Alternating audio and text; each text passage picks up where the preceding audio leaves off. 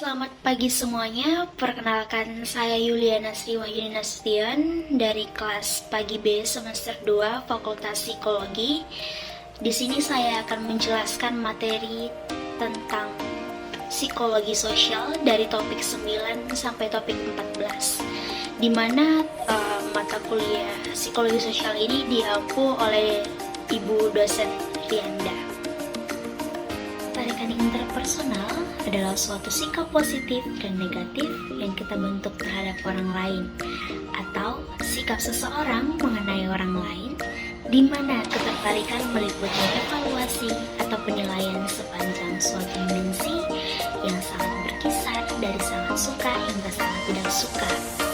Adapun faktor-faktor yang menentukan ketertarikan pada orang lain, yaitu yang pertama, terjadinya kedekatan fisik, yang kedua, terjadinya keadaan afektif, yang ketiga, adanya karakteristik yang dapat diamati, yang keempat, adanya motivasi afiliasi, yang kelima, yaitu terjadinya komunikasi yang menyangkut kesamaan, rasa suka timbal balik.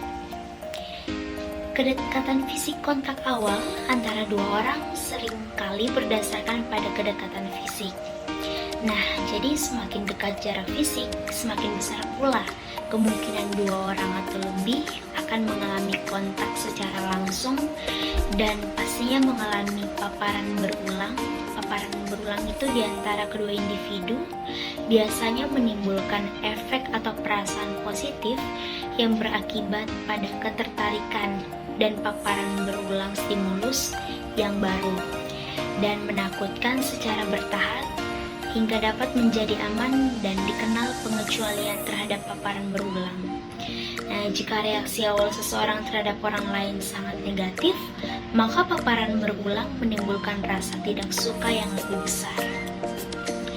Selanjutnya, ketertarikan interpersonal tersebut dipengaruhi oleh berbagai macam karakteristik yang dapat diamati dari seseorang, termasuk daya tarik fisik. Daya tarik fisik mempengaruhi seseorang dalam mencari pasangan hidup.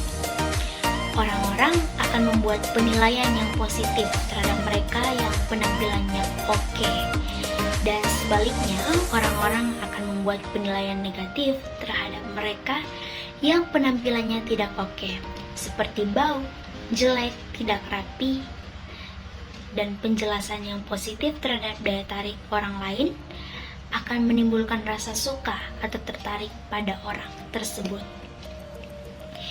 Selanjutnya yaitu komunikasi dalam ketertarikan interpersonal dibagi menjadi beberapa.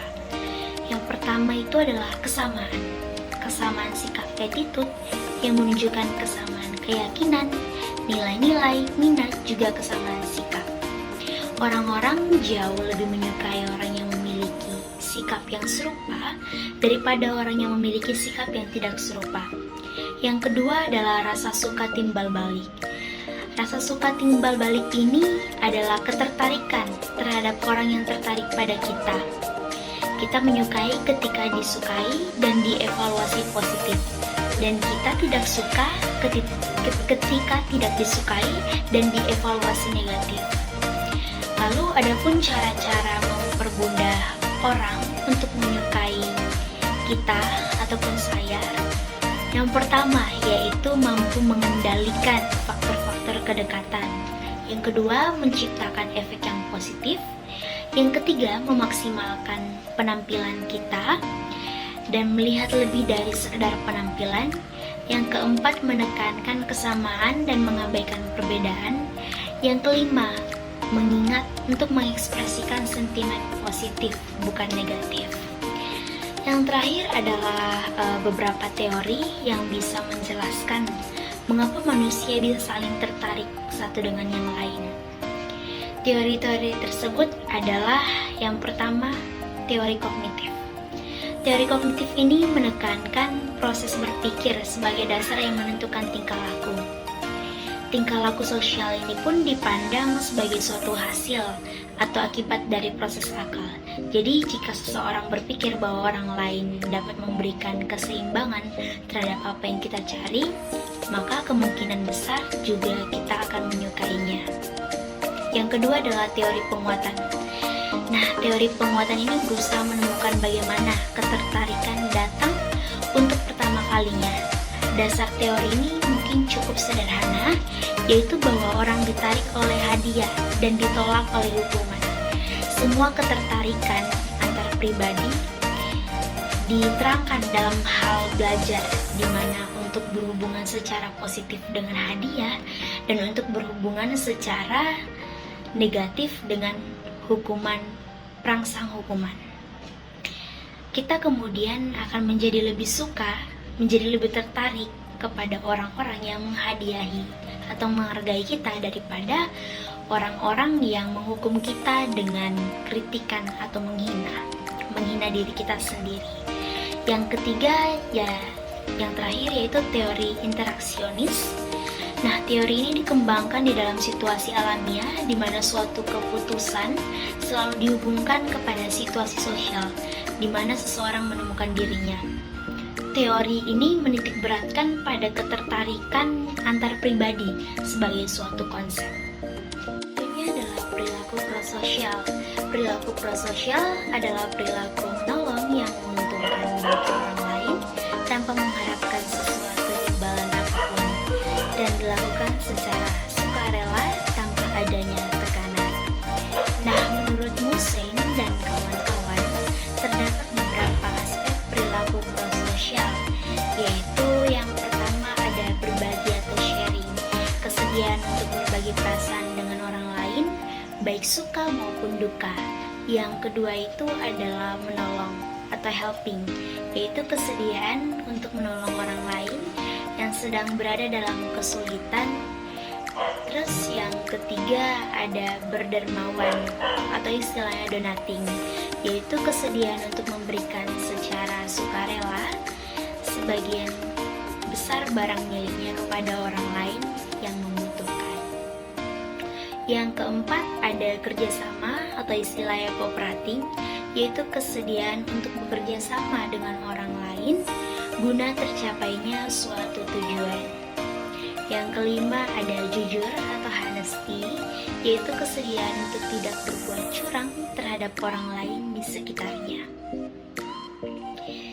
Selanjutnya, faktor-faktor yang mempengaruhi perilaku prososial. Ada dua, yaitu faktor situasional dan faktor personal. Untuk faktor situasional mempengaruhi perilaku menolong, yang pertama ada kehadiran orang lain. Orang yang melihat kejadian darurat akan lebih suka memberi pertolongan apabila mereka sendirian daripada bersama orang lain. Sebab jika hanya satu orang yang menyaksikan, korban tersebut akan menderita dan sepenuhnya bertanggung jawab untuk merespon situasi dan akan merasa bersalah jika tidak campur tangan. Selanjutnya yaitu menolong orang yang disukai. Nah, orang tersebut tadi atau seseorang akan cenderung menolong orang asing yang menjadi korban jika korban tersebut memiliki persamaan baik dari segi usia, ras dengan si penolong tersebut tadi. Yang ketiga yaitu pengorbanan yang harus dikeluarkan. Meskipun calon penolong tadi tidak mengalami kekaburan tanggung jawab, tetapi bila pengorbanan misalnya uang, waktu, tenaga, risiko perlu fisik diantisipasi terlalu banyak, maka kecil kemungkinan bagian untuk bertindak proses sosial. Yang keempat adalah atribusi terhadap korban. Seseorang akan lebih bersedia memberikan sumbangan kepada pengemis cacat dan tua dibandingkan dengan pengemis yang sehat dan muda. Yang kelima ada modal. Adanya modal yang melakukan tindakan menolong dapat mendorong seseorang untuk memberikan pertolongan pada orang lain. Yang keenam itu ada desakan waktu. Orang yang sibuk dan tergesa-gesa itu cenderung tidak menolong, sedangkan orang yang punya waktu luang lebih besar kemungkinan untuk memberi pertolongan itu lebih banyak. Yang ketujuh dari sifat kebutuhan. Korban kesedihan untuk menolong dipengaruhi oleh kejelasan bahwa korban itu benar-benar membutuhkan pertolongan. Selanjutnya, faktor personal yang mempengaruhi perilaku menolong.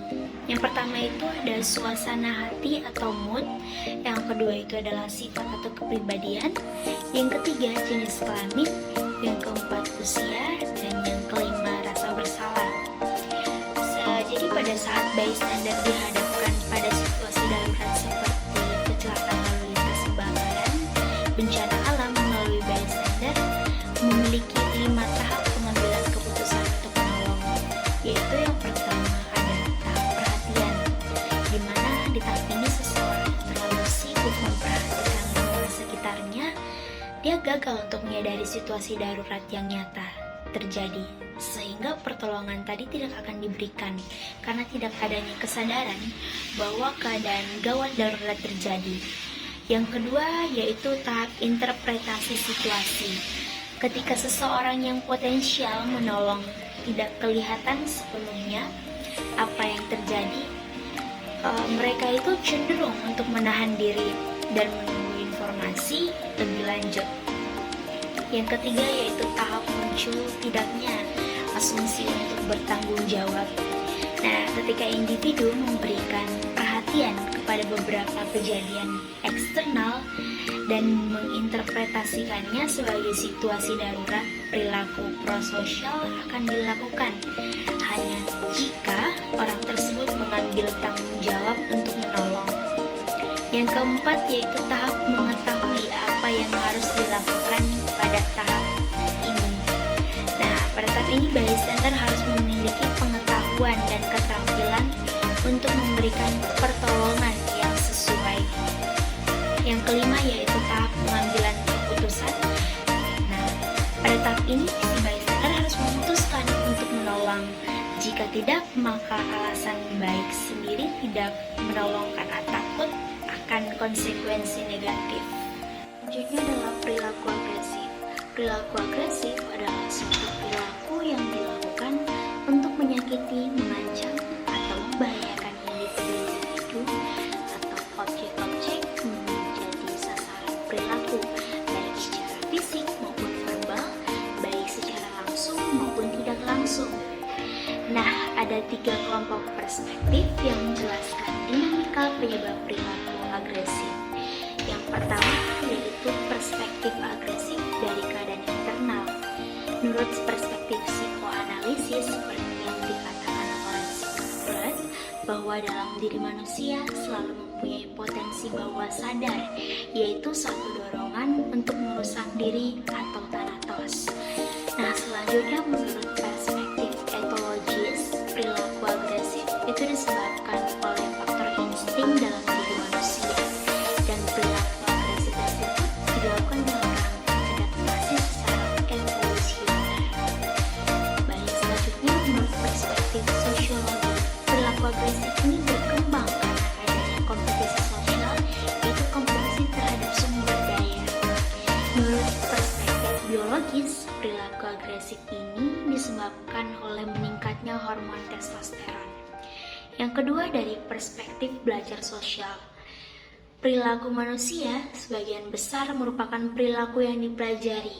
Nah, demikian halnya dengan perilaku agresif. Teori belajar sosial yang dipelopori oleh Alberti Bandura menyatakan bahwa perilaku agresif merupakan perilaku yang dipelajari dari pengalaman masa lalu. Apakah melalui pengamatan langsung, pengukur positif, dan karena stimulus diskriminatif. Yang ketiga yaitu dari perspektif situasional. Dalam perilaku agresif terdiri dari efek senjata provokasi langsung, penyerangan, karakteristik targeting group versus dengan grup konflik. Lalu apa saja faktor yang mempengaruhi perilaku agresif? Yang pertama itu peristiwa yang tidak menyenangkan. Nah, Cybervoice ini menyatakan bahwa pengalaman yang tidak menyenangkan merupakan pemicu dasar dari agresivitas. Yang kedua itu ada keterbangkitan. Hampir semua sumber keterbangkitan fisik, bahkan olahraga,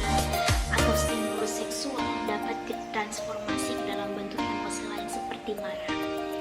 Yang ketiga yaitu sinyal agresi senjata memancing pikiran bermusuhan dan keputusan untuk memberi hukuman.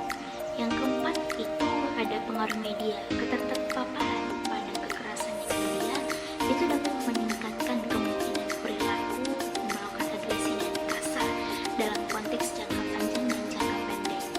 Yang kelima yaitu pengaruh kelompok dapat memperkuat kecenderungan agresi, sebagaimana kelompok juga dapat menurunkan kecenderungan lainnya. Penyebab agresi pada manusia menurut Charlito pada tahun 2009. Yang pertama itu ada dari sosial.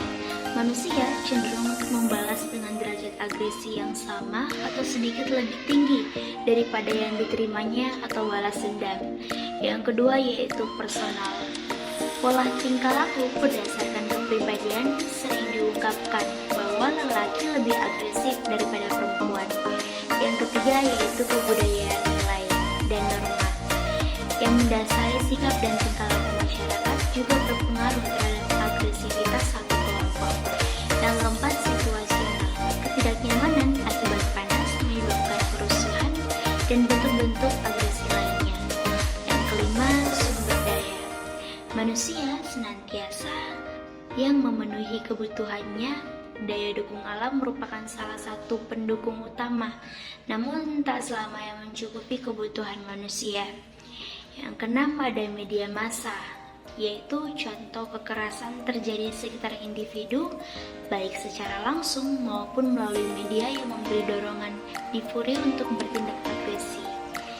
Perilaku agresif tidak bisa dipisahkan dari kehidupan manusia. Perilaku ini juga dapat termanifestasi dalam relasi antar manusia, bahkan dalam relasi yang paling intim di rumah antara suami dan istri, pada anak-anak atau kaum wanita yang sering menjadi korban kekerasan. Sebagai catatan, penutup perilaku agresif tidak boleh dianggap sepele, lebih cepat deteksi malah lebih baik. Karena pelaku agresif pada level apapun itu bisa berpotensi menjadi suatu kelainan kepribadian jika tidak ditangani secara dini. Hubungan yang erat atau close relationship.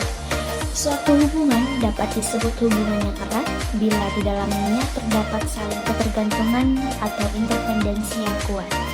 Semua hubungan yang erat, apakah itu hubungan dengan orang tua, sahabat, karib, guru, atau pasangan hidup, memiliki beberapa ciri khas, yaitu yang pertama adanya frekuensi interaksi yang sering untuk waktu yang relatif panjang. Yang kedua, hubungan yang erat melibatkan bermacam-macam bentuk kegiatan atau peristiwa yang dilakukan secara bersama-sama. Yang ketiga, adanya saling pengaruh yang kuat mewarnai hubungan kedua orang tersebut. Yang keempat, memiliki potensi untuk saling membangkitkan emosi yang kuat seperti rasa cemburu, rasa marah, maupun putus asa. Hubungan erat pertama ada di dalam keluarga. Kualitas dari interaksi antara seorang ibu atau pengasuh lainnya dengan bayinya akan menentukan bagaimana individu atau anak tersebut berespon terhadap orang lain sepanjang hidupnya. Jadi intinya kelekatan antara pengasuh dengan anaknya akan mempengaruhi cara dia berinteraksi dengan orang lain ke depannya. Nah, bila seseorang memiliki hubungan interpersonal lebih sedikit, lebih tidak memuaskan serta tidak mendalam daripada yang ia inginkan, maka orang tersebut akan mengalami kesepian. Orang kesepian akan mengalami perasaan putus asa, panik, dan lemah, depresi, bosan, tidak sabar, mengutuk diri sendiri. Kesepian disebabkan karena harga diri yang rendah dan tidak adanya keinginan untuk menggunakan sumber-sumber dukungan sosial. Ada dua tipe hubungan yang berkembang dalam hubungan yang erat, yakni persahabatan dan cinta. Cinta adalah kombinasi dari emosi, kognitif serta perilaku yang mengarah pada kelekatan hubungan. Apa itu cinta? Hatfield membagi cinta menjadi dua, compassionate love dan passionate love. Passionate atau romantic love berhubungan dengan aspek perasaan yang mendalam dan kompleks, seperti kelembutan, seksualitas, altruisme, cemburu, kepercayaan, kecemasan, kebahagiaan, dan lain-lainnya. Companionate love sebaliknya berhubungan dengan perasaan dalam halnya pertemanan, tidak terlalu mengandung aspek perasaan yang mendalam. Sternberg menyatakan bahwa cinta yang romantis dan sempurna itu mengacu pada 3 hal, yakni terdiri atas passion, intimacy, and commitment. Cinta dan romantisme. Passion sama dengan berhubungan dengan daya tarik seksual, intimacy berhubungan dengan emosi yang hangat, kedekatan, dan keterbukaan perasaan, sedangkan komitmen itu sendiri berhubungan dengan kepercayaan meskipun dalam momen yang krisis.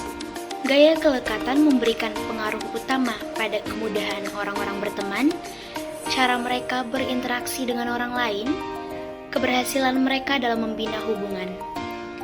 Adapun dasar-dasar ketertarikan, yang pertama yaitu berdasarkan penelitian-penelitian yang melibatkan orang asing atau orang yang sebelumnya tidak dikenal oleh subjek penelitian, dapat disimpulkan bahwa kita menyukai seseorang jika orang tersebut berdekatan dengan kita secara geografis, memiliki kesamaan kepercayaan, nilai-nilai, dan ciri-ciri kepribadian, memuaskan kebutuhan-kebutuhan kita, menyenangkan atau dapat kita setujui mulai dari sikap, pandangan, dan perilakunya, menarik secara fisik, membalas kesukaan kita, atau kita cenderung tertarik terhadap orang yang menyukai kita sesuai dengan balance teori dari Heider pada tahun 1946. Model-model teoretik daya tarik.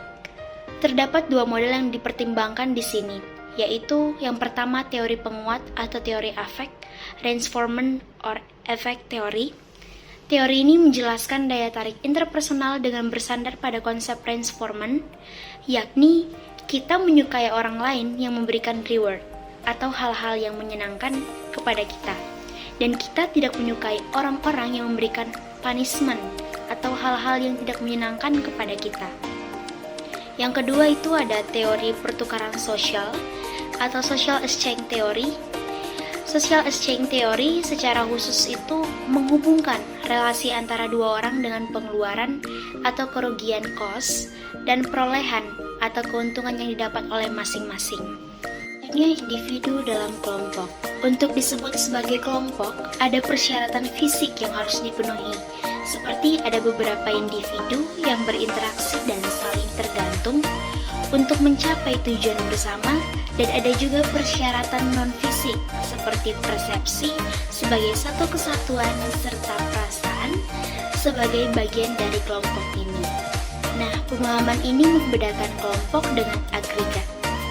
Agregat adalah kumpulan orang yang kebetulan berada di satu tempat tertentu tanpa memenuhi persyaratan sebagaimana yang ada di dalam kelompok.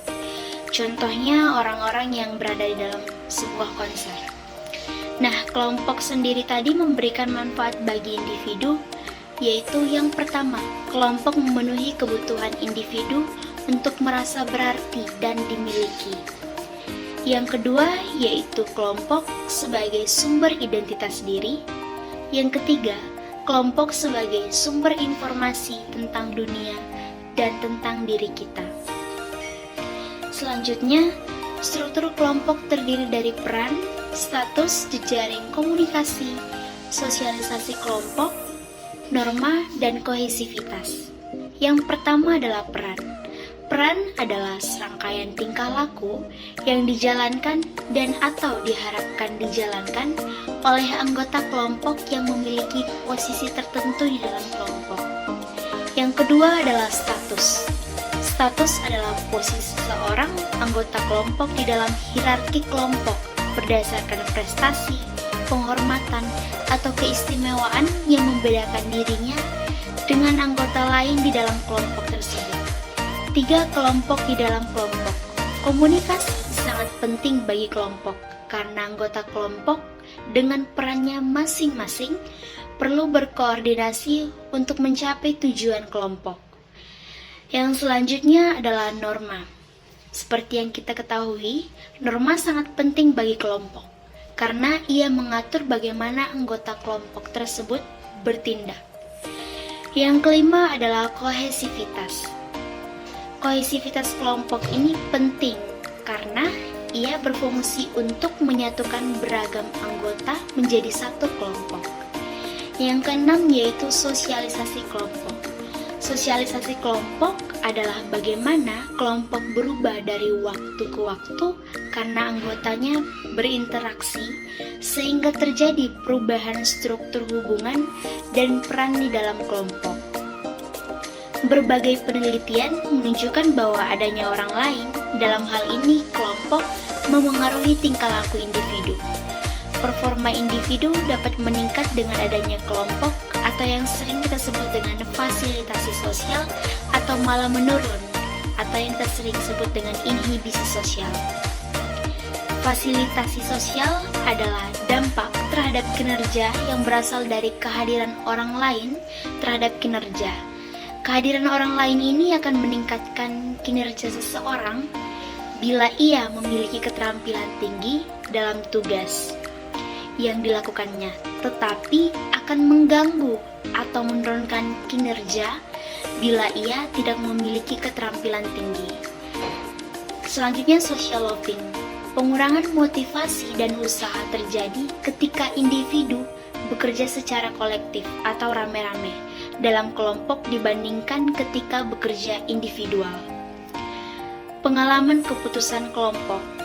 Groupthink terjadi karena pembuat keputusan itu adalah kelompok yang kohesif, pimpinan yang dominan, adanya norma kelompok yang menyatakan bahwa kelompok adalah sempurna dan superior secara moral. Selanjutnya, deindividuasi. Deindividuasi merupakan tahap psikologis yang ditandai oleh hilangnya kesadaran atau self-awareness dan berkurangnya ketakutan individu karena berada di dalam kelompok. Selanjutnya yaitu mengenai psikologi sosial terapan.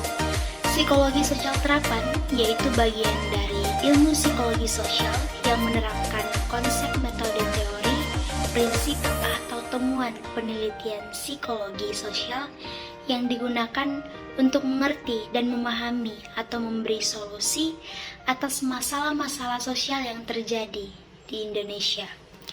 Terapan psikologi sosial ini sangat amat diperlukan. Banyak masalah sosial yang bisa terpecahkan dengan adanya terapan psikologi sosial. Misalnya saja masalah rumah susun dengan pendekatan psikologi lingkungan dan arsitektur pengaruh iklan pada masyarakat perkotaan, masalah kekerasan remaja, teroris, dan lain-lain. Nah, ciri-ciri terapan psikologi sosial itu yang pertama pastinya berorientasi pada masalah berawal dari suatu problem sosial yang muncul di masyarakat, kemudian dicari intervensinya. Yang kedua, kegunaan sosial harus langsung memberikan manfaat pada halayak, bukan sekedar dipublikasikan di jurnal atau seminar. Yang ketiga yaitu fokus pada situasi sosial, menekankan faktor situasional sebagai hal yang sangat berpengaruh terhadap tingkah laku.